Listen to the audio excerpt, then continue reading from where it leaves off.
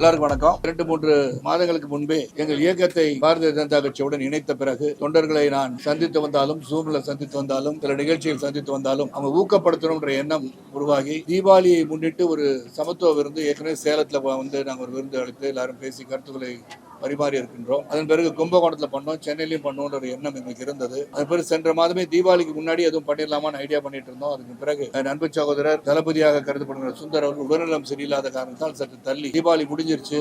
சரி, தீபாவளி விருந்து என்று கொடுக்க முடியாது, வருகின்ற கிறிஸ்துமஸையும் முன்னிட்டு ஒருங்கிணைந்த ஒரு விழாவாக எடுத்து அனைவரையும் வந்து ஊக்கப்படுத்தி நாம் இணைந்திருக்க இயக்கத்தை வலுப்படுத்தி வருகின்ற அடுத்த 14 மாதங்களில் எப்படி பணிபுரிய வேண்டும், எவ்வாறு பாரதிய ஜனதா கட்சியின் ஆட்சியை தமிழகத்தில் உருவாக்க வேண்டும், நிலைநிறுத்த வேண்டும் என்ற அடிப்படையிலே அவர்களிடம் வந்து கலந்துரையாடுவதற்காக இந்த நிகழ்ச்சி. இந்த அன்பு அண்ணன் சக்கரவர்த்தி அவர்களுக்கும் கேசவநாயகம் அவர்களுக்கும் நன்றியை தெரிவித்துக் கொள்கிறேன். இதுதான் இன்றைய நிகழ்ச்சி. உங்களுடைய கேள்விகளுக்கு பதிலளிக்க காத்திருக்கிறேன். வாங்க பிரதர். சட்டம் ஒழுங்கு சிறையிலிருந்து மதுரைக்கு வந்து காவலரே சரக்கு அடிச்சுட்டு போற எப்படி பாக்குறீங்கன்னா தொடர்ந்து எல்லாருமே ட்விட்டர்ல தான் போட்டுக்கிறது நிரந்தர தீர்வு கிடைக்குது. நிரந்தர தீர்வு அப்படின்னு சொல்லும்போது நீங்க வந்து முதல்ல சொன்னது வந்து மருத்துவரை தாக்கியது. விக்னேஷ் என்பவர் அவங்க தாயார் பிரேமாவுக்கு சரிவர மருத்துவ உதவி செய்யவில்லை என்ற அடிப்படையில் ஒரு மன அழுத்தத்துடன் பாலாஜி என்கிற மருத்துவரை வந்து தாக்குறார். முதல்ல அது தாக்குவது வந்து குற்றமாக தான் நான் பார்க்குறேன். அது தவறு. எந்த ஒரு நிலைமையாக எடுத்துரைக்கின்ற இடங்கள் இருக்கிறது. உடனே வந்து கையில் ஆயுதத்தை எடுப்பது தவறு என்று நினைப்பவன் நான். அந்த செயல் செய்திடக்கூடாது. ஏன்னா என்னை பொறுத்த வரைக்கும் நோபலஸ்ட் ஆஃப் ப்ரொஃபஷன் ஆங்கிலத்தில் சொல்லுவோம். நோபலஸ்ட் ஆஃப் ப்ரொஃபஷன் அப்படின்னு சொன்னால் மருத்துவர்கள் தான் உயிரை காப்பவர்கள். இறைவனுக்கு பிறகு மருத்துவர்கள் தான் உயிரை காப்பவர்கள். இப்போ நான் இன்னைக்கு வந்து உயிரோடு இங்கே உட்கார்ந்துருக்கேன்னா அது காரணம் ஒரு 60 அடியிலிருந்து கீழே விழுந்து கழுத்து அடிப்பட்டு C4 C5 இன்ஜியர் ஆகி இடுப்புலேருந்து எலும்பு எடுத்து இங்கே வச்சு 2 பிளேட் வச்சு 4 ஸ்க்ரூ வச்சு என் கழுத்தே வந்து நிறுத்தியிருக்காங்கன்னா அது காரணம் தெய்வம் ஒரு புறம் இருந்தாலும் என்னை காப்பாற்றிய மருத்துவர்கள் தான். சைலண்டாக அந்த மருத்துவர்கள் தான். ஸோ அவங்களுக்கு வந்து உரிய ஒரு மரியாதை இருக்கணும். இன்னைக்கு அவங்க ஒரு பெரிய ஒரு அந்தஸ்து. இந்த சம்பவம் வந்து நடந்திருக்கக்கூடாது தான். ஆனால் அவங்க சில குற்றச்சாட்டுகளை வந்து அந்த விக்னேஷுடைய தாயார் என்ன சொல்கிறாங்கன்னா, எங்களை சரியாக அவங்க வந்து ட்ரீட் பண்ணல, மரியாதை குறைவாக நடத்துகிறாங்க. அது வந்து அவங்க வந்து நமது அமைச்சர் தான் அது என்ன அப்படி நடந்ததான்னு வந்து விசாரணை பண்ணி அது நடந்துச்சா, இன்னும் நடக்கக்கூடாது. அப்படி நடந்திருந்தால் அது நடந்திருக்கக்கூடாது என்ற கருத்து தான். 2வது போதை பற்றி நீங்கள் சொன்னீங்க. இன்னைக்கு பல விதமான போதைகள். நீங்கள் வந்து ஒன்று சொல்றது வந்து நீங்கள் வந்து குடி மட்டும் அல்ல, இன்னைக்கு வந்து கஞ்சா புழக்கம், அப்புறம் ட்ரக்ஸ்ன்றாங்க. அந்த ட்ரக்ஸ் பேர் எனக்கு தெரிய மாட்டேங்குது. அதான் சொல்ல புரிஞ்சுக்கிட்டேன். அதனால காவலரும் தண்ணி அடிக்கிறாங்க அப்படின்னு சொல்லும் போது அதை வந்து எப்படி வந்து கட்டுப்படுத்த போறாங்க, சட்டம் ஒழுங்கை எவ்வாறு தீவிரப்படுத்த போகிறார்கள், எப்படி ஒரு ஸ்ட்ரிக்டா ஒரு டிசிப்ளின் இருக்கணும்ன்றதை உறுதி செய்ய போகிறார்கள் என்பதை நாம் வந்து வலியுறுத்தி ஆக வேண்டும்.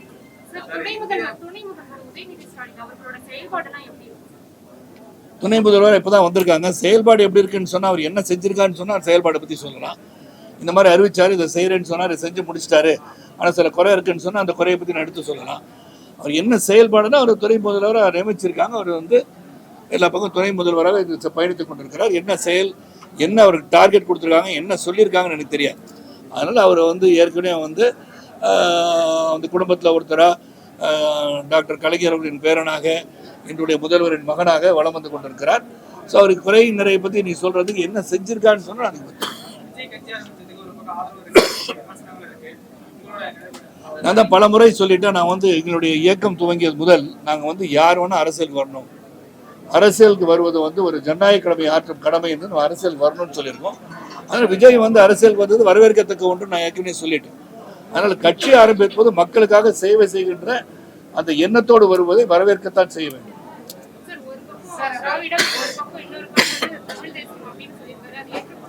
கண்டிப்பாக ஏற்றுக்கொள்ள முடியாது. ஏதாச்சும் ஒன்று கொள்கை அடிப்படையில் வந்து அவர் நான் விமர்சிக்க விரும்பலை. ஏன்னா இப்போதான் கட்சி ஆரம்பிச்சிருக்காரு, போக போக தான் தெரியும் அவருடைய கொள்கைகள் என்ன, மற்ற கட்சிகளை விட இவர் என்ன சிறப்பாக செயல்படுத்த போகிறார், என்ன திட்டங்கள் வைத்திருக்கிறார், இந்த திட்டத்தை எப்படி செயல்படுத்த போகிறார் என்பதையெல்லாம் போக போக தான் தெரியும். இன்னைக்கு வந்து கட்சி ஆரம்பித்த உடனே நாளைக்கு வந்து இதெல்லாம் சாதிச்சிருவாருன்னு ஊடகங்கள் வந்து வளர்த்துட்டு இருக்கீங்க. அந்த ஊடகங்கள் வந்து இவர் செய்கிறாரு, என்ன நடக்கு என்னன்னு கேட்கறனால அரசியல் தலைவர் அவரை பற்றி பேச வேண்டியது வருது. அவராக வந்து பல கூட்டங்கள் நடத்தி அவர் பத்திரிகையாளரை சந்தித்து நான் என்ன செய்ய போகிறோம், மற்றவர்களை விட வேற மாதிரி டெவலப்மெண்ட் ஆக்டிவிட்டீஸ் நான் பண்றது வந்து இதுவரை யாரும் கண்டிராத அளவில் ஆட்சி புரிய முடியும் என்று ஒரு அழுத்தமாக சொல்லுகின்ற நிலையிலே அது சரியா தவறா நம்ம சர்ச்சைக்கு. ஒரு அரசியல் இயக்கத்தை ஆரம்பிச்ச பிறகு யாராச்சும் வந்து தாக்குனாதான் அரசியல் நடத்த முடியும் என்ற எண்ணத்துல தான் எல்லாரும் பயணிக்கிறாங்கன்னு நினைக்கிறேன். ஏன்னா மக்கள் பிரச்சனை எடுத்துரைத்து அவர் அரசியல் செய்யலாம் என்று நான் நினைக்கிறேன்.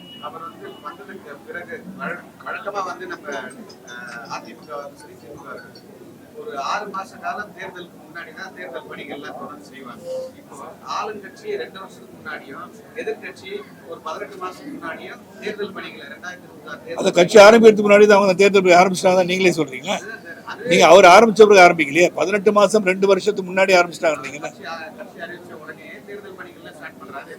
நாங்க ஒரு மாற்றம், அதாவது ஒரு வியூகம் வழக்கும் போது இப்போ வந்து எங்களுடைய மாநில தலைவர் அண்ணாமலை அவர்கள் இன்னொரு 15 நாள் 20 நாள் வந்துட போறாங்க.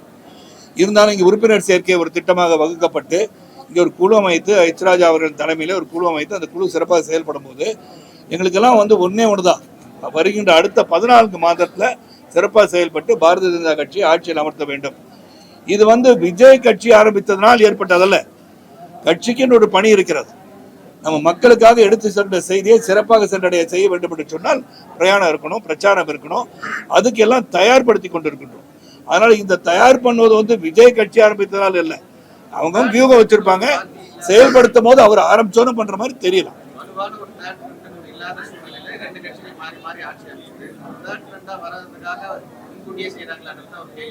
இல்ல தேர்ட் ஃப்ரெண்ட் எல்லாம் கிடையாது. இங்க ஒரே ஒரு ஃப்ரெண்ட் தான், பாரதிய ஜனதா கட்சி ஸ்ட்ராங் ஃப்ரெண்ட்.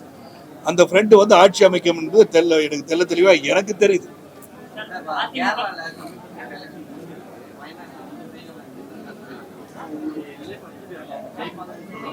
ஏற்கனவே வெற்றி பெற்ற இடத்துல வந்து பிரியங்கா அவர்கள் இருக்கிறாங்க. வெற்றி பெற்ற இடத்துல வந்து அவங்க திருப்பி அந்த வெற்றியை கொடுக்க வேண்டும் என்ற எண்ணம் அவங்களுக்கு இருக்கலாம், அதான் சொல்றேன். ஆனா அதனால வந்து நம்முடைய பினராயி விஜயனை வந்து திடீர்னு பார்த்தா பிரியங்கா காந்தி வந்து பயங்கரவாதிகளோட கூட்டணி வச்சிருக்கான்னு சொல்றாங்க. அது வந்து உடனடியாக எப்படின்னு சொல்லி உடனே மத்திய அரசு தெரிவிக்கிறது பினராயி விஜயன் கடமை என்று நான் சொல்றேன்.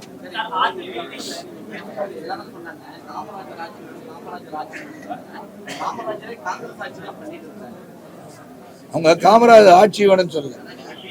ஒரு நிமிஷம் அவர் பேசி ஒருவர் தான் சொன்னாரு, நீங்க எல்லாரும் பேசுறான்னு சொல்றீங்க. அதை நான் வந்து சற்று நீங்கள் மாற்றிக்கொள்ள வேண்டும். ஒருவர் பெருந்தலைவரின் ஆட்சியை பற்றி 1954 முதல் 1963 வரை சிறந்த ஆட்சியை தந்தவர் பெருந்தலைவர் என்று சொன்னார். அந்த பெருந்தலைவர் அந்த ஆட்சி கொடுக்கலன்னு உங்களால் சொல்ல முடியுமா? முடியாது. ஆக அப்பழுக்கற்ற ஒரு ஆட்சியை தந்து கொண்டிருப்பவர் இன்று அந்த பெருந்தலைவரை போல் அப்பழுக்கிற ஒரு ஆட்சியை மோடிஜி அவர்கள் தந்து கொண்டிருக்கிறார் என்று இணைத்து பேசினார் ஒழிய அவர் காங்கிரஸாக தான் இருந்தார்.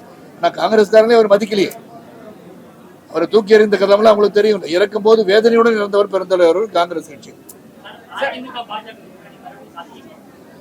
அண்ணாமலை அவர்கள் திரு அண்ணாமலை அவர்கள் மாநிலத்தில் வந்த பிறகு அவர்கள் என்ன வைத்திருக்கிறார் என்பதை நான் சொல்ல முடியாது. சார், நிறைய கட்சி தலைவர்கள் வந்து விஜய் சார் வந்து விமர்சனம் பண்றாங்க. என்ன பண்றாங்கன்னா, இது ஒன்றும் வந்து சினிமா மேடை கிடையாது, நீங்க வந்து டயலாக் அவசியம் கிடையாது. நீங்க எப்படி சார் பண்ணுவீங்க? நான் வந்து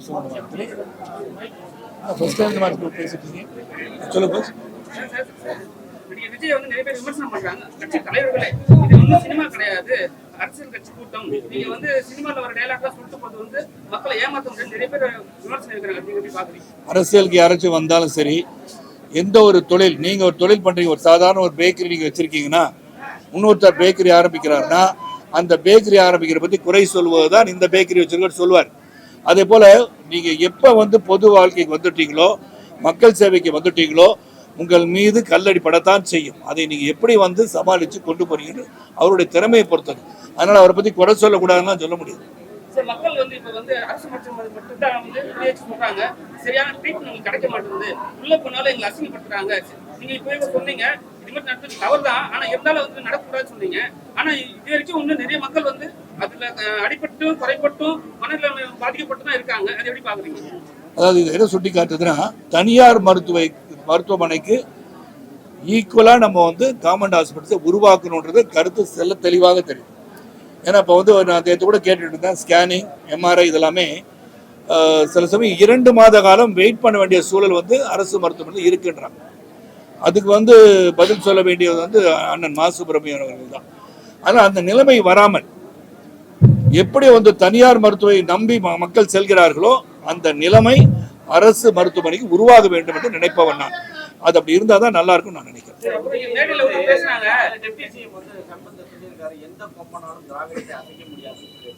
திராவிடத்தை அசைக்க முடியாதுன்னு அவர் சொன்னாரு, தமிழன் அசைக்க முடியாதுன்னு அவர் சொல்ல.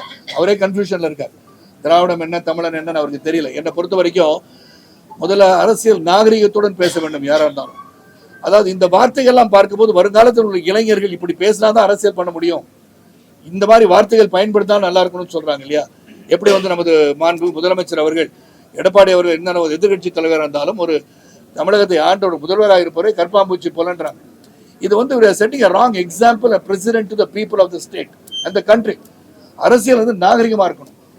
இதே வந்து பெருந்தலைவர் வந்து கலைஞர் அவர்களும் சரி எம்ஜிஆர் அவர்களும் சரி ஒரே மேடையில் அமர்ந்திருக்கும் போது எதிரும் புதிருமாக இருந்த போது நல்ல அளவலாவி சிரித்து பேசிக் கொண்டிருந்த காட்சியை நீங்க பார்த்திருப்பீங்க. ஸோ அரசியல் நாகரிகத்தை கடைபிடிக்க வேண்டிய கருத்து ஒன்று இருக்கிறது. அதனால ஒருவரை பற்றி சொல்வது தாக்குவது இதெல்லாம் வந்து தவறு நான் நினைக்கிறேன். அரசியல் ரீதியாக அவங்க தாக்கிக்க வேண்டும். சார் இப்ப ஸ்டேஜ்ல பேசும்போது என்ன சொன்னாங்கன்னா சார் சொன்னாங்க சரத்குமார் சார் கூட பிஎம் ஆக்கிடலான்றாங்க. ஆமா, ஜஸ்ட் ஒரு எம்எல்ஏவை கூட கவுன்சிலர் கூட எம்எல்ஏ ஆக்க முடியாத நிலைமையில இருக்காங்க. ஏன்னா அவங்க சீட்டு கிடைத்தே பெரிய விஷயம். இது வந்து சாத்தியமா சார்? உலகத்துல எல்லாமே சாத்தியம். எது சாத்தியம் இல்லைன்னு சொல்ல முடியுமா? எஃபர்ட்ஸ் நம்ம ஃபெயில்னு சொல்லியிருப்பாங்க. நான் சைக்கிளில் வந்து பேப்பர் போடும் போது நான் என்ன நினைச்சேன்னா புரட்சி தலைவர் எம்ஜிஆர் போல வந்து சினிமாவில் வரணும்னு நினைச்சேன். அந்த உயரத்துக்கு எட்டாவிட்டால் கூட நான் நினைத்ததை சாதித்தேன் அல்லவா. ஆக உங்களுக்கு உழைப்பு, உறுதி, நேர்மை, நியாயம், தர்மம் என்று இருந்தால் அந்த உழைப்புக்கு வெற்றி என்னைக்காச்சும் வரும். வெற்றியோட இலக்கு உயரமா வச்சாதான் அதை அடைய முடியும். அனைத்து இந்த அண்ணா திராவிட முன்னேற்ற கழகமாக இருந்தாலும் சரி படிப்படியா வாக்கு சதவீதம் குறைந்து கொண்டிருப்பதை தெல்ல தெளிவா நீ பார்க்கலாம்.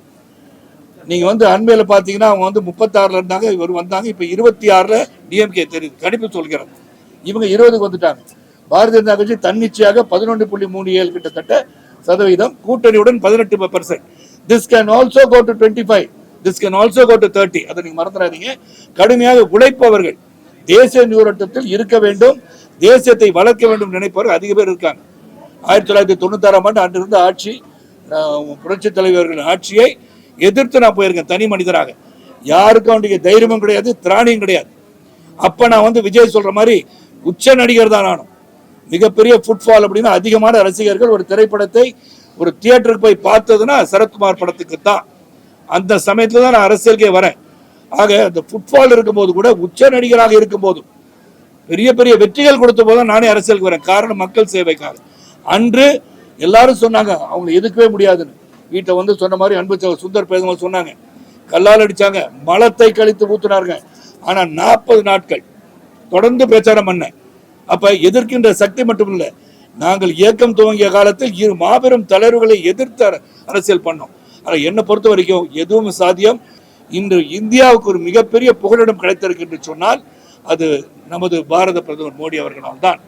ஏன்னா உக்ரைன் அதிபர் சொல்றாரு இந்த போரை நிறுத்துவதற்கு ஒருவரால் முடியும் என்று சொன்னால் அது இந்திய பிரதமர் மோடிஜி அவர்களால் தான் முடியும்ன்றாரு.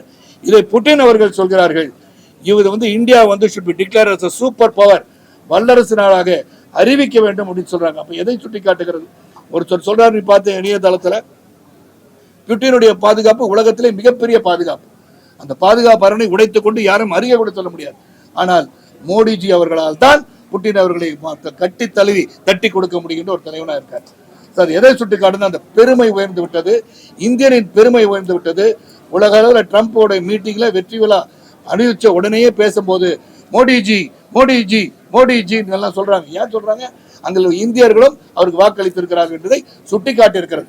உலக அளவில் ஒருவரை போற்றிக் கொண்டிருக்கிறார்கள். இங்கு இந்த மாநிலத்தில் மட்டும் போற்ற முடியவில்லை என்றால் மக்கள் வெளிப்படைகிறார்கள், போற்றுவார்கள். போற்றும் காலம் உருவாகி கொண்டிருக்கிறது.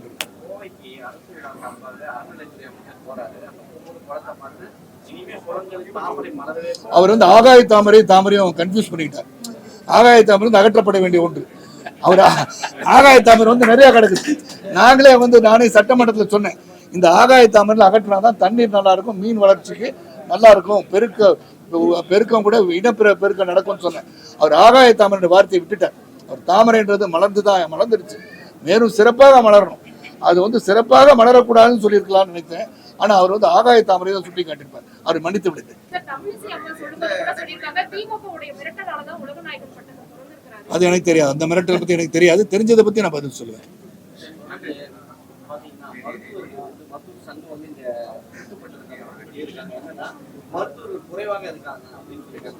World health organisation I think Karthik is 1000 for 1%. அப்படி இருக்கும்போது இங்கே வந்து மருத்துவர்களும் அதிகப்படுத்த வேண்டிய சூழல் இருக்கு. செவிலியர்களும் சரி, நர்ஸ், உதவியாளர்கள், இந்த மன அழுத்தம் ஒன்று டாக்டர்ஸ் இருக்கு. நான் சட்டமன்ற உறுப்பினர் தென்காசியில் இருக்கும்போது நான் வந்து ஆரம்ப சுகாதார மையத்துக்கு போகும்போது அங்கே வந்து டாக்டர்ஸ் அரசுமே இல்லாமல் இருக்காங்க. அங்கே இருக்கிற நர்ஸும் சரி, இல்லாட்டி அங்கே இருக்க தாயம்மான்னு சொல்கிறவங்க அவங்க வந்து பிரசவம் பார்க்குறாங்க. அப்போ முழுமையாக அவங்க என்ன ஒரு ஃபியர் நான் பார்த்தேன். ஆரம்ப சுகாதார மையத்துக்கு வந்து அவங்க கேட்கறது, நாங்கள் ஏதாச்சும் சின்ன இந்த மாதிரி இப்போ நடந்தது, பாலாஜி தவறு செய்தாரா இல்லையா தெரியாது, ஆனால் அவர் போய் குத்துற அளவுக்கு ஆகிப்போச்சு. அங்கே ஒரு உயிர் சேதம் நடந்து விட்டால் கிராமத்தில் அவங்களுக்கு பாதுகாப்பே கிடையாது. ஸோ அவங்க இங்கேருந்து போகிறதுக்கு பயப்படுறாங்க. ஸோ மருத்துவர்களுக்கு போதிய பாதுகாப்பும் அவங்களுக்கு அரணாக இருந்து அரசு எல்லாமே செஞ்சு அவங்களுக்கு வந்து இருக்க இடம், சரியான இடம், பாதுகாப்பு எல்லாம் இருந்தால் அவங்களும் கிராமப்புறத்தில் போய் செயல்படுவாங்க. இங்கேயும் அவங்களுக்கு அழுத்தம் இல்லாமல் they cannot be working 24 hours.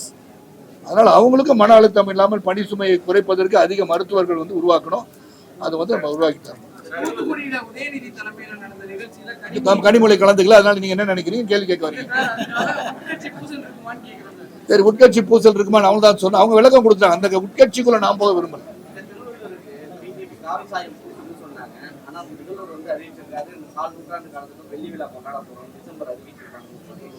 அதாவது மக்களுக்கு என்ன வேணும், மக்கள் பிரச்சனை என்ன, அவங்களுக்கு என்ன பண்ணலாம், என்ன மாதிரி திட்டங்கள் தீட்டலாம்னு போகும்போது இதே பேசிட்டு இருக்கிறத விட்டுட்டு முற்போக்கு சிந்தனையுடன் தொலைநோக்கு சிந்தனையுடன் திட்டங்களை தீட்டி செயல்பட்டா நல்லா இருக்கும்.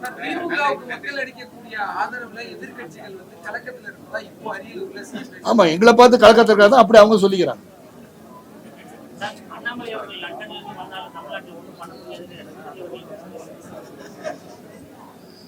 அந்த பயத்துல தாங்க சொல்றது. எப்போ வந்து பயம் வரும்னா, எப்போ இந்த மாதிரி பிதற்றல் வரும்னா, ஒருத்தர் வரும்போது பயம் வருது இல்ல, அதனால உடனே பயந்து அதை சொல்லிடுறது.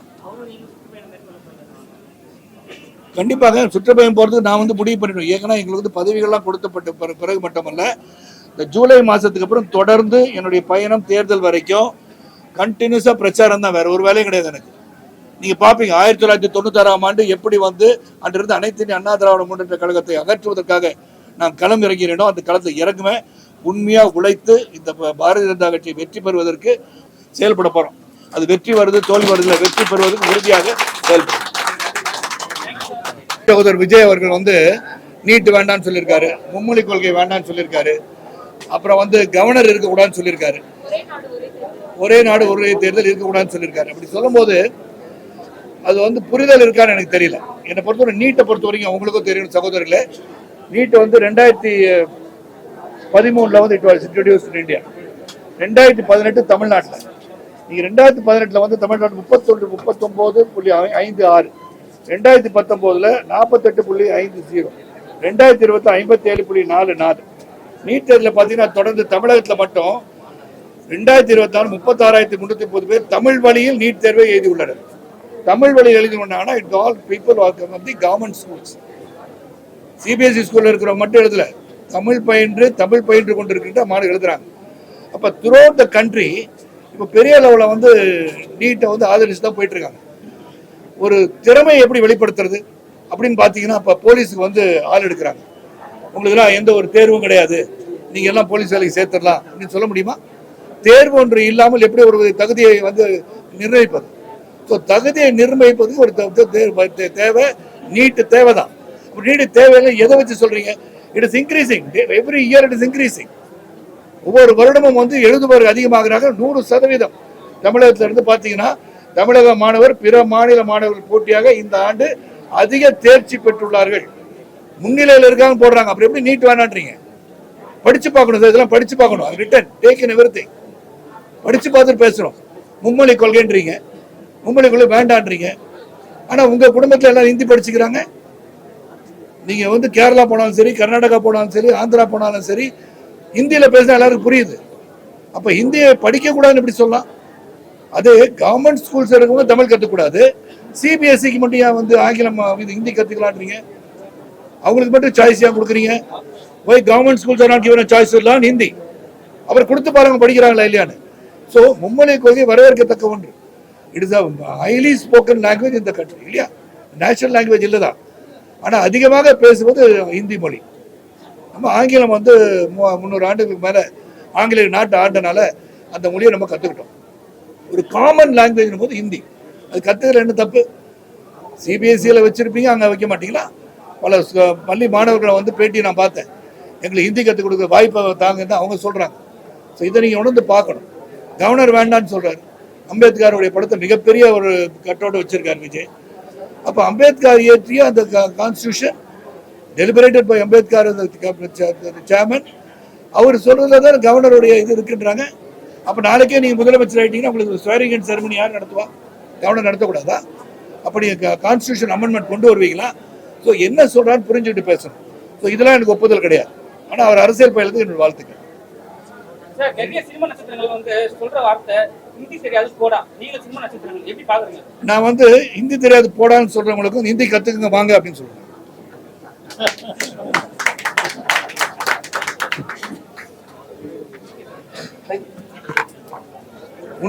ஒன்னே ஒண்ணுதான், சப்கே சாத்ன்றாரு பிரதமர் அவர்கள்.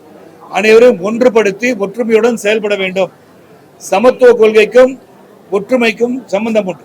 அந்த சமத்துவன்ற வார்த்தை பாரதிய ஜனதா கட்சி ஃபுல்லாகவே இருக்கு. யாருமே வந்து இந்த மண்டபம் நடத்துறது இஸ்லாமிய சகோதரருடைய மண்டபம் அது. இன்னைக்கு நாங்கள் எங்கள் மீட்டிங் நடத்துறது வந்து பாரதிய ஜனதா கட்சி மீட்டிங். இஸ்லாமிய சகோதரருடைய இடத்துல இடம் கொடுத்துருக்காருன்னா அவங்க மனசுல நாங்கள் இடம் பிடிச்சதா இருக்கும். தவறான ஒரு புரிதல் தேவையெல்லாம். இப்போ வந்து நம்ம ட்ரெயின் விட்டுருக்காங்க வந்தே பாரத், அதில் வந்து முஸ்லீம் ஏறக்கூடாதுன்னு சொல்லிட்டாங்களா? சிந்திச்சு பார்க்கணும். நீங்க படிப்படியா அவங்களுடைய அவங்க என்ன பண்றதுன்னு தெரியல. பாரதிய ஜனதா கட்சியின் அப்பொழுக்க ஆட்சியை எப்படி நம்ம வந்து இந்த தாக்கத்தை மக்களிடம் சென்று அடையாமல் செய்வதற்கு அவங்க எடுக்கிறது. ஒரு வேடிக்கையா ஒருத்தர் சொல்றார், நீங்க வந்து ஜனகணமன இருந்து திராவிடத்தை பண்ணி வச்சிருக்காங்களே அப்படின்னு. ஜனகணமனல சொன்னது வந்து நல்லா புரிஞ்சுக்க அன்பு சகோதர சகோதரிகளே. பஞ்சாப சிந்து குஜராத் மராட்டா திராவிட உட்கல வங்கான்னு சொன்னது காரணம், நார்த்ல உள்ள பஞ்சாப சிந்து குஜராத் சொல்லும் போது தமிழ்னு சொல்லும் போது திராவிடம் என்பது இங்க 4 மொழிகளை சேர்ந்ததை சொன்னாங்க. அது எப்படி நீங்க தூக்குவீங்க? எந்த இடத்துல இருக்கணுமோ அது இருக்கணும்.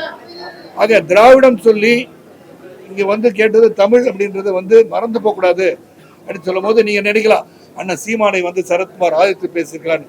சில கொள்கைகள் சில பேர் சொன்ன நல்லது இருந்தால் எடுத்துக்கலாம், தீவை இருந்தால் அகற்றி வச்சுக்கலாம். ரொம்ப நன்றி மக்களை, நான் சந்திக்கிறேன்.